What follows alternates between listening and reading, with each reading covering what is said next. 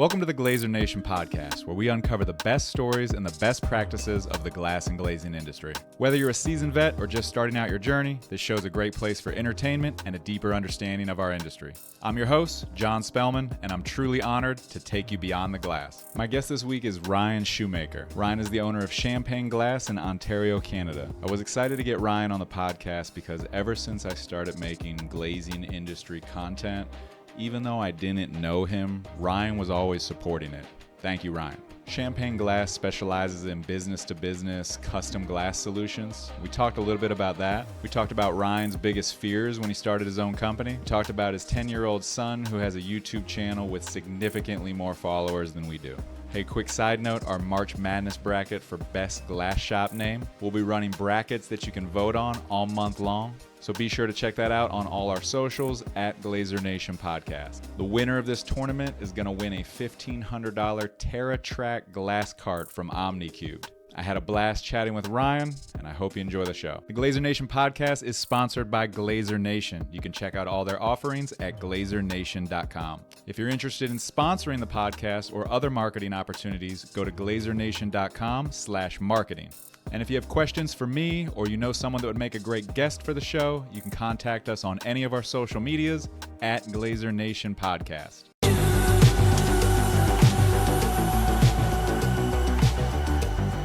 We're all learning. Yeah. Oh, yeah. I tell everybody this. So you are Glazier Nation Podcast 15. There were you're 25. 25. There were 15 Glazing Gurus, the podcast that I started on my own. And then I hooked up with Matt to do this, Glazier Nation. So you're 25. So that's 40 podcasts. And you see me here still stumbling to try and make audio work. So. Hey, yeah, it's technology. It changes so quick. It's what it is. It's a learning process. I tried a new drill with my boys outside tonight, right? With catching. We're catching tennis balls, but the drill, who cares? But the drill was you either had to catch it in the air, or I was going to call out it had to bounce once or it had to bounce twice, right? Right. And my younger one tends to get really frustrated if he's not good at something immediately. Mm-hmm. So we had a scoring system, and I was beating them, I think 12-7, right? Yep. And he's starting to lose it, but he gets it under control, and they end up beating me, 25-17, right? And just the point of the story was when you start something new, you suck at it. So here I am, 40 podcasts in, and I still suck at it. So, but that's okay. That's right. It doesn't look like you suck when you see the clips, the little montages and stuff. Well, I appreciate that. Yeah, this is all pro level. We're maybe semi-pro. There's something before semi-pro too. There's amateur, and then there's something else in there. Maybe it's there. There's something. D3. Yeah. So you could probably relate to that, having started your own business, right? I'm sure there's still things that you screw up, right? Oh, every day. We fake it till we make it sometimes. Exactly. So with that in mind, starting your business, Champagne Glass. Yes. What was the biggest hurdle starting that company? Getting over my own fear. That was the biggest thing. You have the safety and the security blanket of a paycheck.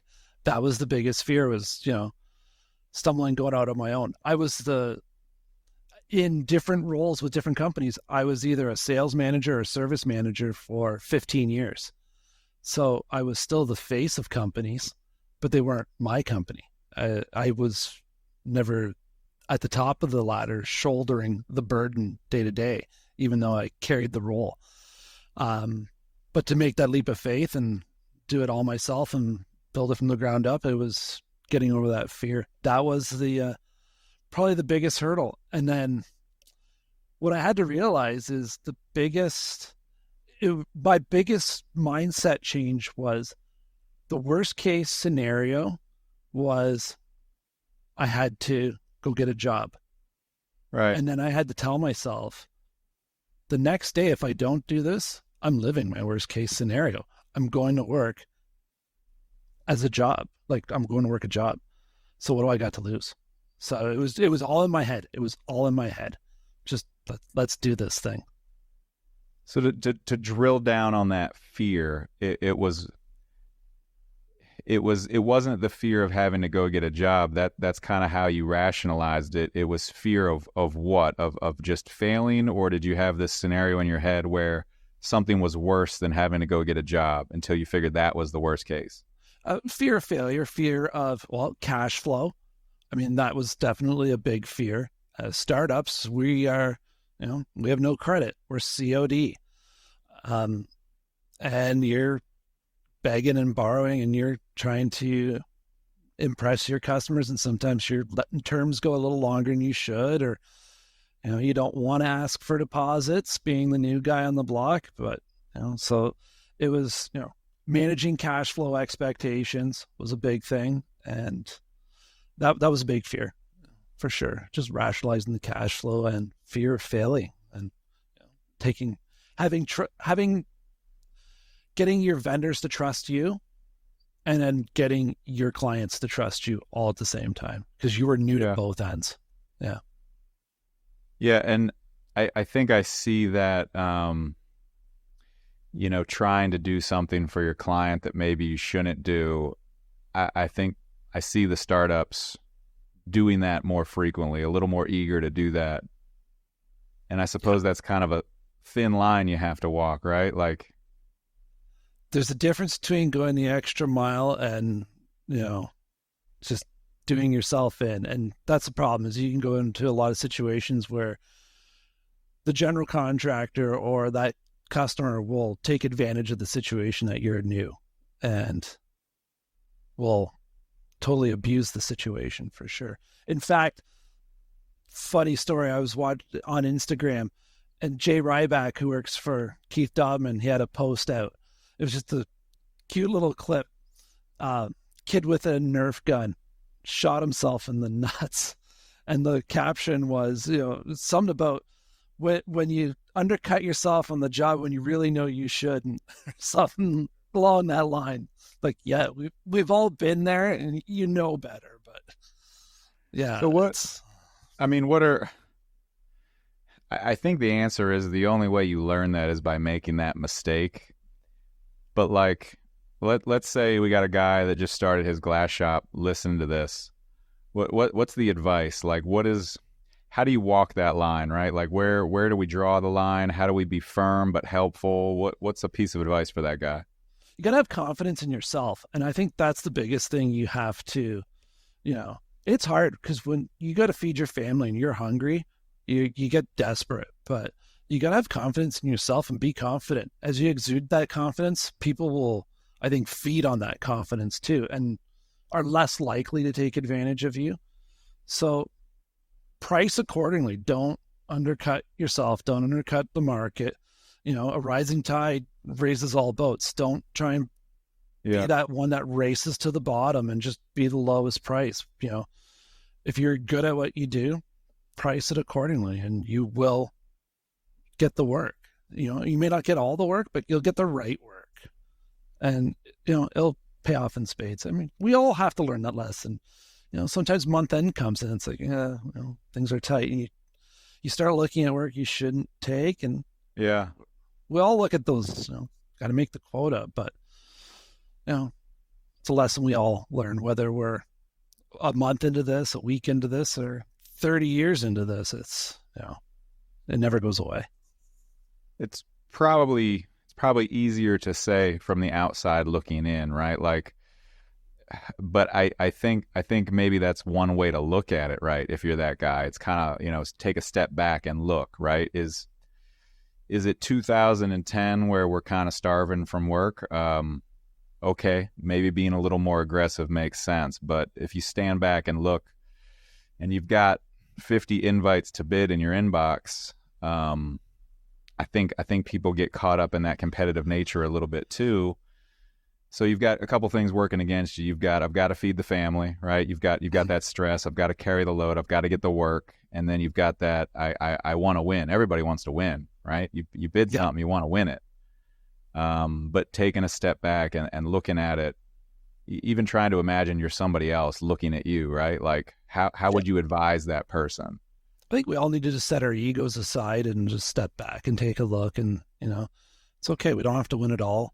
Just It's hard. It's hard because, we all want to have that big job on our resume or whatever, but it's, you got to have faith in what you do and just, step back. And the biggest thing I can say, and it probably relates to all aspects of the business, for me anyway, have a mentor. Yeah. And have more than one mentor, have lots of mentors. The biggest, in my 30 some odd years in this business, because I'm a second generation idiot and grew up doing this, the biggest thing I can take away is have mentors. In the geographic area we're in, it's always been a cutthroat marketplace and no one was out to help anyone. And I really like the idea of turning this around. Now that I've gone to Glass Build last year and I get involved in LinkedIn and on the socials, there's a huge network of people that want to elevate each other and rise to the top with each other. We want to bring the industry up. And there's mentors out there that want to help. And I talk about people like the Tim Burns, the Keith Dobbins and stuff. And these are people, those two, for example, the Sean Farrows. I talk to these guys regularly. And maybe I'm a real pain in the side, but I have no qualms sending a message or picking up the phone and calling any one of those guys' cell phone and have a question. And I know they'll take my call. I'm in the same business. We're geographic, like Tim's an hour away from me. We're technically competitors, but I had an hour and a half phone call with him last week just about hiring. He was helping me hire. Yeah, I think that's important. I think it's important. You could, not just career-wise, not just your business, but in other walks of your life too. I think it's important to have folks that you can lean on, that you can ask questions. And I think people that would be skeptical of that would be surprised at how many people are willing to help them. Yeah. And I hope one day I can be that person for someone. I think I would. You probably are. I'd be surprised if you're not. I'd be surprised if there's not somebody that calls you for advice once in a while, or even if they just know that they can, right? Like even that's kind of important. My number's out there. Call me. I'm happy to help. Hey, what? I'm gonna butcher this, but you've said it, and I've heard other people say it. A rising tide. What has it go? Rising tide raises all boats, I think. Yeah. Raises all ships. Something like that. Yeah. But that concept, or being able to call Tim, do you guys have like a Glazers Association or a Glass Association in your area? We don't. And if we do, it's very minute. I'd love to see something like the Glazier Nation Forum up here. And speaking of, I had a conversation with Matt Day like 2 weeks ago. We were on the phone for 20 minutes too. Yeah. I'd love to see something like that up north of the border. Yeah. We don't get the same. We're just not that volume up here. It's a little more, ironically, Wild West up here as far as Glazers go. Yeah. So we don't have. We had when I was out. Go ahead.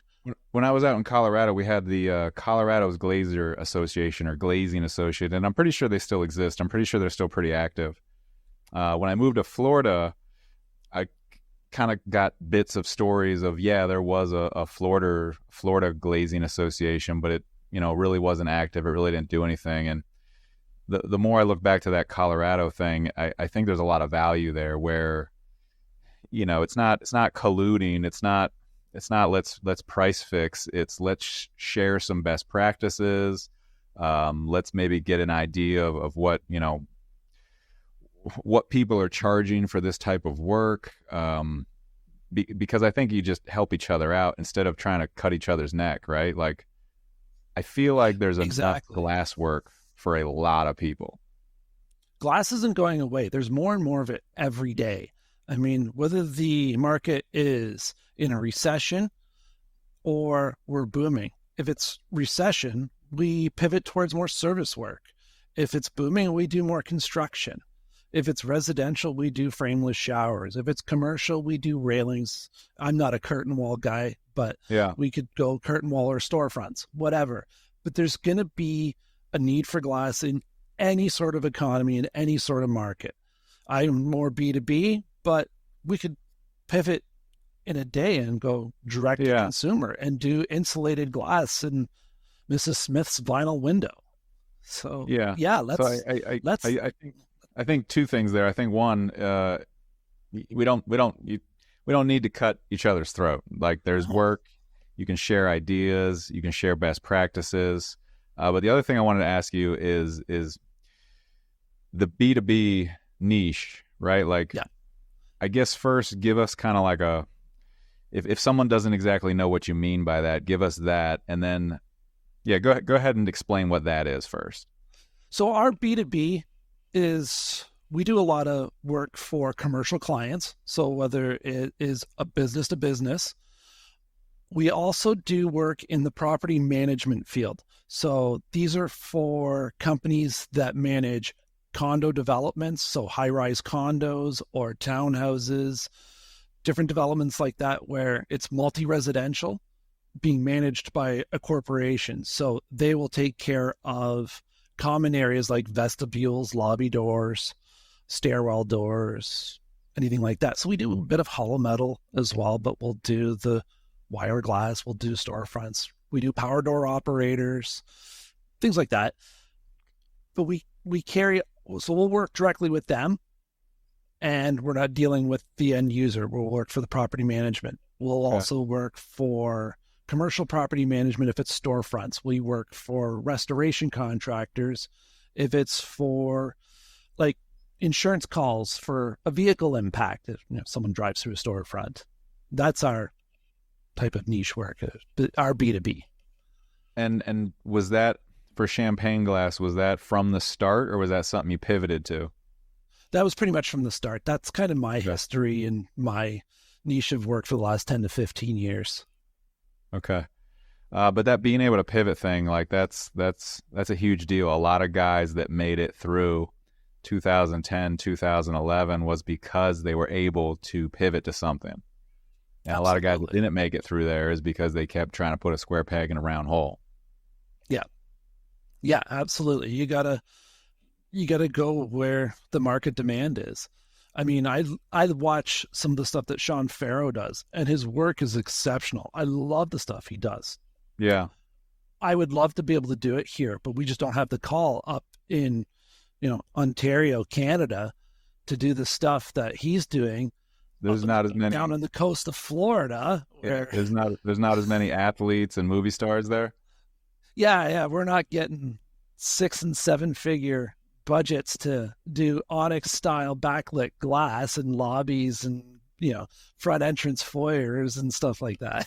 So. Yeah, I know Sean is a friend of the show, and I met him at the Glazier Nation award ceremony, and he seems like an awesome dude. I don't know if he listens to the podcast, but I can probably share that I know he makes a good chunk of change doing those private homes. So shout out to Sean Farrow. If you're listening, give us a comment. Hey, Sean. we met at the same show, so good guy, lots of stories to tell. You were at the Glazier Nation award ceremony? Yeah, I was. Is that mentioned? Did you and I meet? We did. We met downstairs during the award ceremony. Man, I wasn't even drinking, and I just that was a lot for me. Busy. Well, no, that was a lot for me, and I'll tell you why. And it's a little embarrassing. Is like, never in my life have I been like a known person. And listen, this podcast, there's like 20 people that listen to this, so I'm still not a known person. But all 20 of those people were in that house. So, of course, right? I do remember meeting you now. I absolutely do. Yes, I do. My bad. I remember now. With Ashley Klein at the back. Yeah.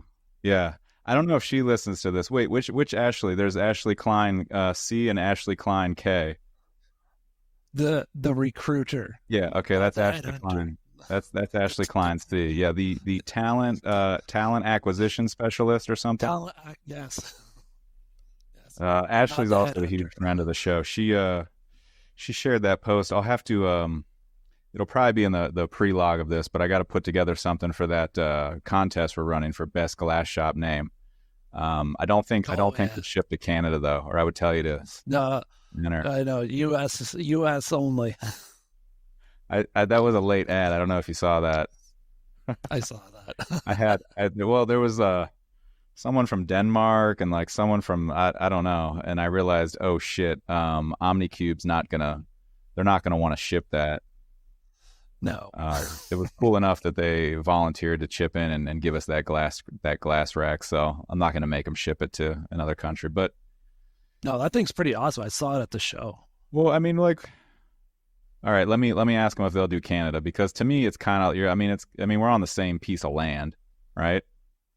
Well, you know what? I'll pick it up when I'm in Dallas. There we go.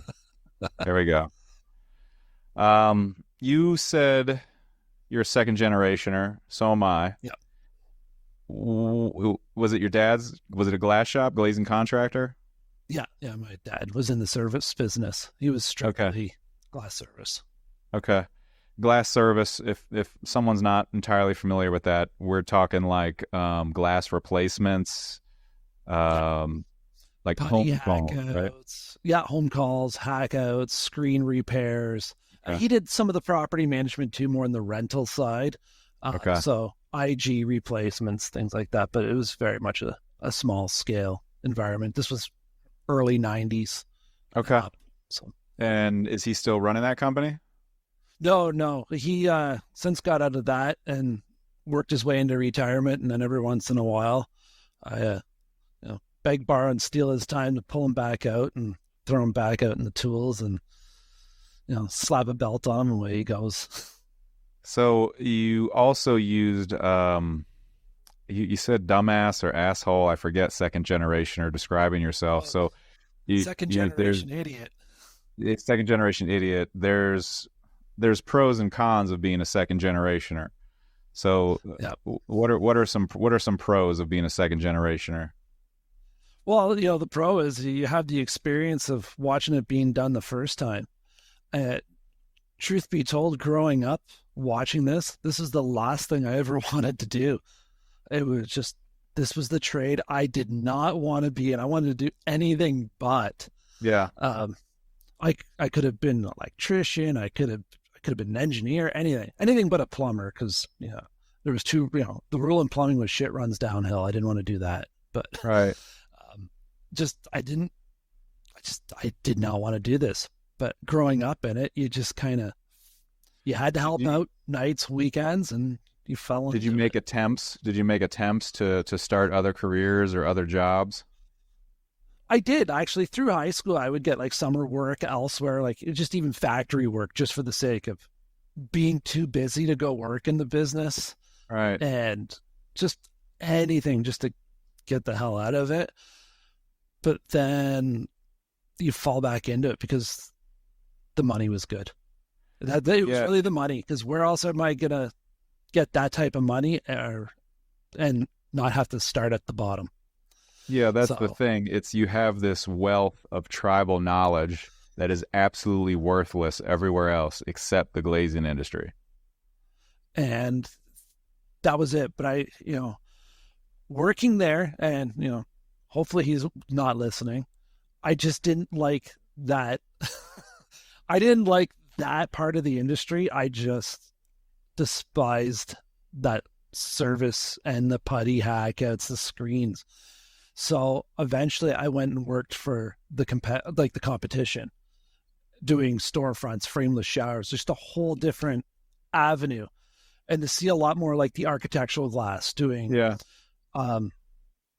heavy glass entrances, doing door rails and floating headers, a whole different animal of things that he wouldn't touch. That excited me in a whole new level. That's when I really started to gain an interest in this industry, using that wealth of knowledge that I already had, and being able to cut and polish glass, and then see technology and machinery and new practices come together. That's when it finally clicked for me that I wanted to do this. So pretty similar myself, actually. My dad's glass shop was more of a commercial storefront and curtain wall, primarily schools. So I would say the curtain wall was like a small percentage of what we did, feature wall, whatever. But where I will relate to you 100% is I didn't want to do it. What changed for me, and this is something that someone could relate to actually if they're listening to this and they're between age 16 and 24 and they're working with their dad and they don't love it. This is going to sound weird, but go work somewhere else. Go work somewhere else. You'll see the business from a completely different angle. You'll see stuff that you do like. You'll see stuff that you don't like. Worst case scenario, you now can agree that the glazing industry is not for me. Best case scenario, you can find what you like about the industry because we've already touched on a ton of different angles that you can approach in this industry. You can do what you're doing. You can do what your dad did. You can do what Sean Farrow does. You'll find something and you could potentially come back to the family business and bring that, or start your own thing and pull your dad out of retirement once in a while. But the point is like, if you can, if you want to, if you're motivated, go work somewhere else.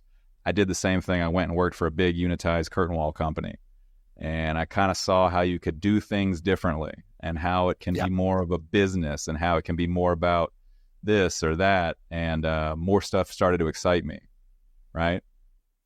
It's the specialty stuff when you put it in someone else's hands and see it done differently. Like we had a local glass shop around here years ago, and the owner just didn't do well. But then he got into his own little niche market and specifically started doing hockey arenas. And now, I mean, that's Sports Systems Unlimited just down the road from us. And they've done, I think, 20 some odd of the NHL arenas. And that's awesome. There's also like a level of there's like a level of you could have just worn yourself out if you've been putting storefronts in for your dad for 8 years. You might just be burnt out on it. But there's so many different things in the industry. There's so many different products you could work with.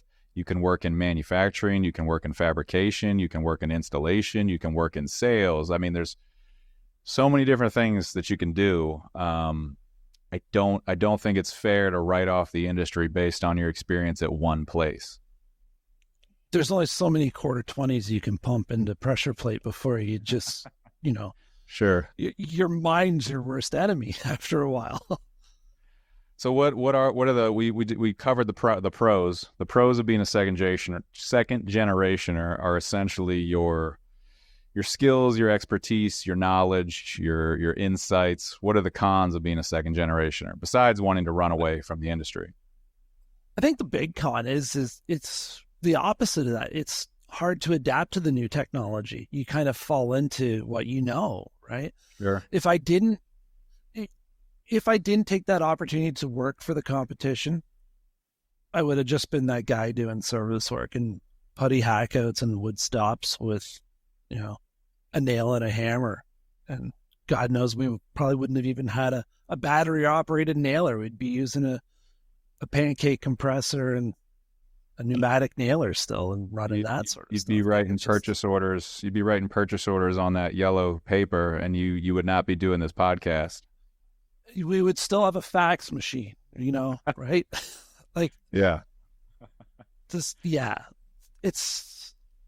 I think, the biggest thing is you don't know what you don't know.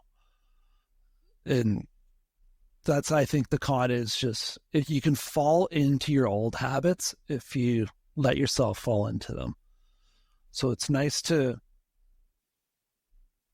kind of forget that that you have a background in it and just kind of go somewhere fresh and just, be that sponge, absorb everything you can.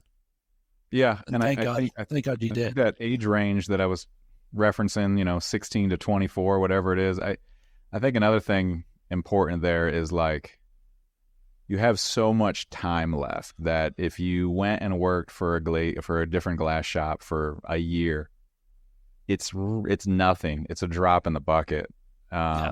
You can still do so many things. You can still start a whole new career. You can still do something else in the glass industry. You might be that age looking and being like, I got to run the family business. I got to do this. This is it forever. And maybe it is, but I think if you're feeling doubts about it, that's my advice, is go try something else. Fly the coop for a bit and just see the world, just see what else is out there. But go and don't go with the attitude like you already know everything. Just be open to new ideas and new technology. I mean, when I left my old man's shop, that was the first time I saw like a Woods power grip. Right. We used to use the little levers, the 2 and 3 head levers. And, you didn't know what a pump suction cup was. Sure. No, if I tried to leave my dad's shop and thought I know everything, my dad's shop was maybe a $3 million a year shop, and I went to a $25 million a year shop. So if I tried to come in there acting like I knew everything, I don't think it would have gone very well. No. Say we kind of hinted at something, but there's a topic I wanted to dive into you with about how relationships have changed. You mentioned in your area where it used to be kind of cutthroat, but now you might talk to Tim here and there. How could other people approach that in their area if they don't feel that those relationships are there? Well, I think we are blessed to have technology this day and age. So, like we mentioned earlier, I was fortunate to go to Glassbelt in Atlanta 2023 and met a whole influx of people there. But I met these people and started these relationships on LinkedIn throughout the last year by developing actually a relationship with Keith prior to me opening my company. And through Keith mentoring me and talking back and forth, I developed that relationship with the mentoring with him and Tim to growing my following and having relationships with the Matt Days, the Ashley Kleins, the Casey Andersons and stuff. And when you meet these people at Glassbuild in person, it wasn't like a cordial handshake, nice to meet you. We're like hugging in the hallways and like we're best friends. And we have technology on our side we don't need to be in our backyard. We can have the best of friends in Florida, in Texas, in Arizona, in Seattle. It doesn't matter. Yeah. This network can be in our backyard. It can be thousands of miles away, but we can still be united as Glazers, as a group, and be there for each other. And we can still elevate this industry, whether it's 2 miles or 2,000 miles away. Yeah, that's an interesting take. So, I mean, you're going beyond your territory, right? So someone could reach out, social media, start getting engaged, and it's almost like you'd start at like a national or even an international between you and I right here. You'd have an international level, and then maybe that kind of drills down to where you are, and you start to connect with some people in your area that way. But and different mediums. LinkedIn is a great place to start. I've had other people, maybe not the same question, but kind of the same answer is how could people kickstart their career, or how could people make new relationships? And LinkedIn is usually a pretty high answer there. Podcast thing, obviously we're on a podcast here. I know there's other ones. You said Keith. Shout out to Keith Dobman. Keith's got a podcast. I know Adrian Lowenstein has a podcast, and of course Max. Max is the king. Yes. It's kind of amazing how many glass podcasts we have now, but I know. Max is coming up Toronto way in April. So come pick me up, say hi. You have a glass event up there? There's a glass event in April. I can't remember what it is. I should have wrote it down before I came on here. But if I find it, I'll send it to you. Has my mic picked up my kids screaming and yelling at all, or is that just me? No. It's mine picked up my dogs upstairs. I've not heard dogs, but I can tell my 6-year-old is very offended by something. I don't know what it is, but it's probably that he has to go to bed. It's about bedtime there. Right your son, you're going to remind me what he does, but he does something on YouTube, and he has significantly more followers than this podcast. Yes, my youngest son. We're a blended family with 4 boys from 10 to 23. 10 to 20. The 10-year-old, yes, the 10-year-old has a YouTube channel, Walnut VR, if you want to follow him. And he records himself playing Gorilla Tag on his Oculus headset. And I think he just broke the 2,500 follower mark. Okay. And records videos all the time. He's starting a new YouTube channel, snowboarding. And I was showing him some Glazier Nation podcasts, and now he wants to start his own podcast, a chairlift podcast, where he interviews random people on the chairlift. Love it. From the bottom to the top with a GoPro camera, and the same questions on the way up, and then put them out. Yeah, I love it. Okay, I have a lot of questions. I know nothing about VR. I know nothing about Oculus. Is the video, and I can check out his channel, but are the videos he's producing, is it a video of him or is it a video of what he sees? It's a video of what he sees. Okay.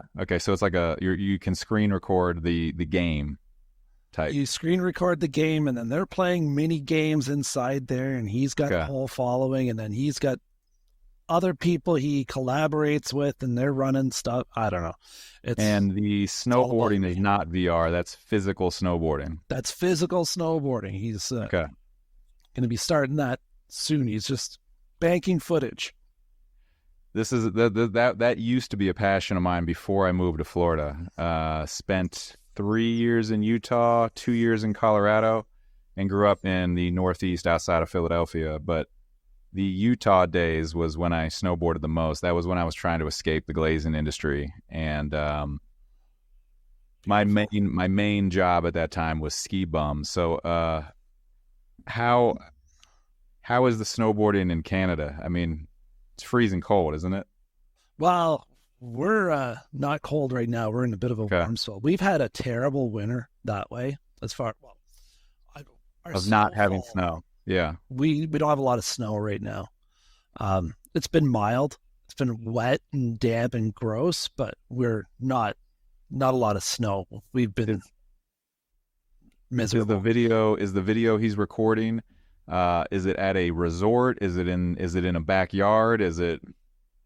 We have a local hill, probably about 15 minutes away. So it's just a really small place. And then there's another one about 45 minutes away where they got like a small snowboard park. So is the video tricks and that kind of stuff? Yeah, he's working on the trick thing and stuff like that. So he's got a mount on the bottom of the board. He's got a mount on his helmet. Okay.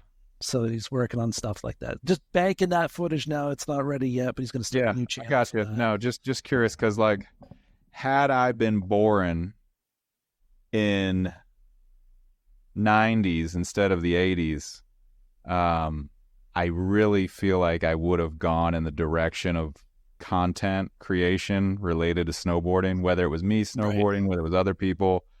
But I just wasn't, because at the peak of my snowboarding, the cameras that you had access to that you could use on the mountain were not the same quality that you have now. No, totally different. Back in my day when we did it, wasn't a thing. Now it's totally different. He follows a guy called Jonathan Buckhouse for his snowboarding stuff, and he wants to eventually go down there. He's got a camp he runs in Utah, and that's his dream, is go snowboarding in Utah at this guy's camp. And with enough YouTube subscribers, maybe he can fund his way there. There you go. That's what I like about that stuff, is there's so many kind of wild niche careers now in this virtual world that part of me is kind of like, well, what are you producing? But the other part of me is like, well, it's generating income, and this is the world we live in. It's like the old guy in me is like, what is that? I don't know what that is. But there's like the interested part of me where it's like, okay, that generates income. You're creating content. People consume content. There's a thing there that's new. So it's neat. It's exciting. he's really adapted to this, and he's this whole content creation and making these reels and videos. And it's new to me. He's leaps and bounds above me as far as his content creation stuff. Sure. And I'll never worry about him finding work. He's motivated enough. He'll find his way. I don't think I got a Glazier when it comes to him. Well, that's good and it's bad, right? Yeah. That stuff is it's like every generation is gonna have, my parents, maybe it was like Kurt Cobain, and they were like, what is this shit? I don't like this. It's scary. Yeah. Or maybe it was when the internet came out, right? Like, and I think for us and maybe for our kids, it's kind of like this content creation, this VR, this kind of like, there was a term they were using for where you could like buy real estate in this virtual world. I forget what they were calling it. I know what you're talking about. The term kind of went away. Some or whatever. Yeah. Yeah. That's irrelevant. The point I'm trying to make is like that's what it is for, I feel like my age group is kind of like looking at that and being like, what is that? And when I first started playing around making content, I think there's kind of like this vibe, like, and I talked about this with Keith. There's like people that don't make it kind of look at it like it's silly, but they still consume it. They still consume the hell out of it, but they look at people making it like, oh, that's silly. You just make TikToks. But like, there's a lot that goes into it, and there's a lot, like, I'm sure your son, like, it's not just him recording the game. He has to be creative and make these clips that are interesting to watch. So there's like a whole creativity side of it, and then there's a whole business side of it. He's thinking about making new channels and what type of new content he can make. There's a lot that goes into it that I don't think people see, and I think it's cool. It's everything from the hook for the title to like not the clickbait, but the hook for the title, the image for the still image for the caption to whatever, right? There's so much going into this, and then the music in the back, and it's a whole ordeal. But, and and I've found with just even like the Glazier Nation stuff is like, there's always more stuff you can learn, and there's always more stuff you can do. And I think it's important. And second generationer, I don't know it all. There's still a lot I have to learn about the glazing industry, but it has been fun learning something else away from the glazing industry and still being able to connect it somehow with this podcast. So shout out to your son. What was the channel? Walnut VR. Maybe I can get 20. Maybe I can get our 20 followers. Maybe I can get like 2 of them to hop over there and check that out. So it's a drop in the bucket. Well, he's not giving away an Omni-cubed card or anything if you subscribe, but maybe we can get him to fire something, maybe a shout out. Yeah. Once he starts that podcast, maybe he can get some giveaways. He'll end up talking to someone on one of those chairlifts that's going to be just very interested by it. Maybe they're potentially wealthy and they want to do something, or maybe they have a business idea that works with his podcast. I'm gonna come when he starts that. I'm gonna come snowboarding at that mountain, and I'm gonna try and sit on his chairlift. Perfect. 2 collaborators. Right. The minds will just melt on the way up. Ryan, anything? I don't think you came on here with any agenda to plug anything, but if there's anything you'd like to plug, Champagne Glass, any other projects you got going on? We're busy. We're doing well. We've been hiring, and life is good.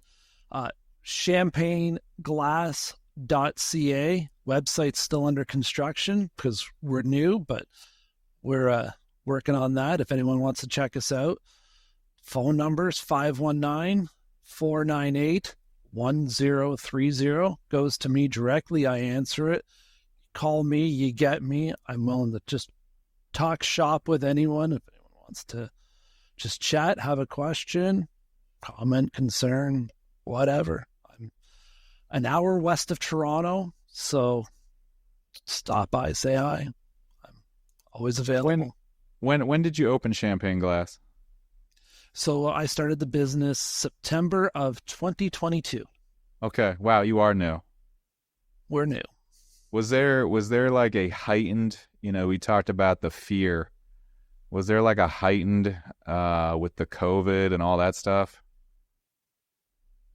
A little bit, just because we were just coming down on it here. We were a lot more restricted here in Canada than in the US. Yeah. So our regulations took a lot longer to clear up. We stayed busy as an essential service. I stayed really busy during COVID as far as putting, like, again, one of those pivot things. When we couldn't do a lot of retail, we were putting sneeze guards up everywhere. Yeah. And I ordered CRL clamps and tempered glass for days on end, making sneeze guards. Just making the barriers. Making barriers. It was, lucrative thing at the time. Sure. But, we had definitely issues with that. There was definitely a fear of the timing. And prior to this, I had Keith on speed dial. I had reached out to Keith before I started the business. I was still working the previous company. Keith walked me through right up to me giving my notice to my boss and like how to approach it, the whole deal. That's what I mean. Like when I talk about having that mentor, this is a guy who didn't know me from a hole in the wall. He's in Naples, Florida, and I'm just some guy in Canada. And we got on FaceTime for a couple hours a few times, and he's walking me through things like minor business plan stuff, what we're going to do, how we're going to niche out my market, right down to how we're going to have the phone conversation and give my resignation and still have, not come out like a rock star, but have respect all around the table. They'll have mutual respect for me, respect for them. And we still have a good working relationship with my former employer. We still subcontract work back and forth. So that's what I mean. Yeah. That's the networking and the mentorship. I think this industry needs and has been missing for years, if not generations. And it's there and it's untapped, and we can do better and we can do this. That's what I think is out there. Yeah. I love it. Another shout out to Keith. I'll make sure that Keith is aware we talked about him several times in this podcast, and that'll make it 21 listeners for this one. Keith, send the check too. All right, Ryan. Hey, man, appreciate you. You have a great night, all right? Will do. Thanks, John.